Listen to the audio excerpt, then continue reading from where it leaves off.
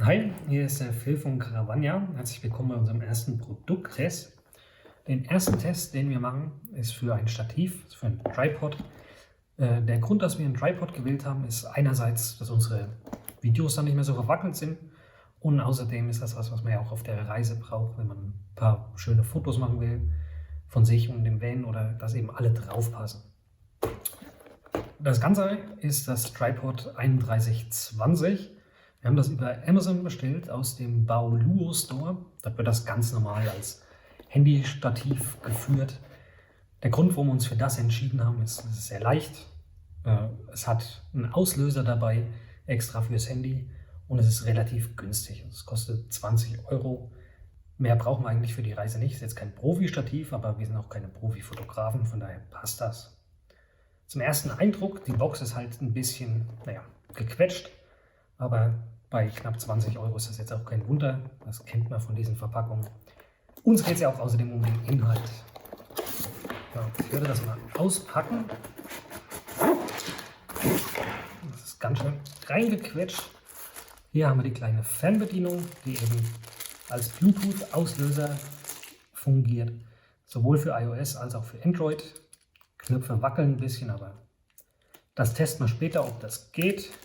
Batterie ist sogar dabei. Sehr angenehm.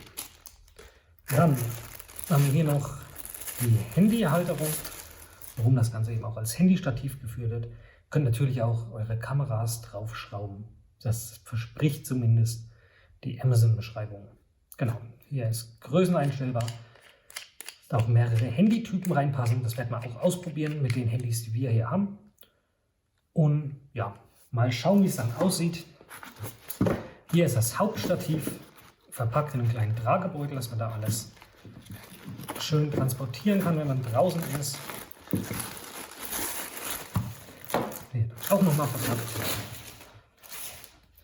Genau, hier haben wir das Stativ. Wie gesagt, es ist sehr leicht, es wiegt gerade mal 420 Gramm. Man kann das einstellen, die Mindesthöhe ist 35 cm, die maximale ist 1,2 Meter. Daher sollte das möglich sein. Die Füße verstellt man hier mit diesen Clips, kann man das auseinanderziehen. Zur Verarbeitung ist das alles Plaste, aber ja, auch das war jetzt zu erwarten für den Preis. Hier oben ist der Kopf, wo man dann alles anschrauben kann, schön zum Einstellen. Wir haben sogar eine kleine Wasserwaage, dass man eben gucken kann, dass das alles gerade ausgerichtet ist. Das werden wir dann auch draußen ausprobieren, um euch da noch ein bisschen Bildmaterial zu liefern, damit ihr das besser erkennt. So, wir sind jetzt nochmal rausgegangen und haben den Tripod hier draußen aufgebaut. Ihr seht, der Untergrund ist relativ uneben. Es war aber trotzdem kein Problem. Dank diesen Schnellverschlüssen geht das wirklich schnell einzustellen. Das Problem ist ein bisschen die Verarbeitung. Also hier, das hält nicht wirklich, das kann man auch nicht zudrehen. Und auch die Füße sind dann relativ wackelig. Aber wenn er einmal steht, dann steht er. Ihr habt hier dieses kleine Rad, damit könnt ihr eben hier oben die Höhe nochmal einstellen. Ihr habt hier vorne dran das kleine Rad, damit könnt ihr drehen, damit man die Kamera um 360 Grad Winkel hat. Hier könnt ihr das dann auch mit der Wasserwaage ausgleichen. Ich habe hier mal die Wasserwaage für euch drauf. Ihr seht, angeblich steht das komplett schräg und das Handy sagt perfekt 0. Und da ist nämlich ein kleines Problem, und zwar ist das hier die Rückseite. Dadurch, dass das hier, kann man die Höhe einstellen von dem Handy. Sobald man hier dran dreht, kann man eben auch das Handy nochmal drehen. Das heißt, wenn ihr da eine normale Kamera drauf habt, sollte es kein Problem sein. Beim Handy müsst ihr das eben einmal ausrichten und nivellieren, damit das dem hier entspricht. Und dann sollte das auch kein Problem sein.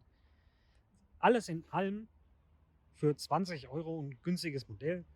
Ich denke, es erfüllt seinen Zweck, vor allem wenn es hauptsächlich darum geht, draußen unterwegs zu sein. Wenn ihr jetzt natürlich Vlogger seid oder Blogger und viel draußen unterwegs und professionelle Aufnahmen braucht, solltet ihr vermutlich ein bisschen mehr Geld in die Hand nehmen. Wir haben auch den Bluetooth-Fernbedienung oder die Bluetooth-Fernbedienung ausprobiert. Das funktioniert auch problemlos. Wir konnten es jetzt nur mit dem iPhone testen, aber ich gehe davon aus, es ist auch für Android ganz okay. Genau, also von unserer Seite würde ich sagen, kann man machen. Aber wenn ihr ein bisschen mehr Geld in die Hand nehmt, werdet ihr sicherlich auch die Probleme mit der etwas wackeligen Halterung gelöst haben.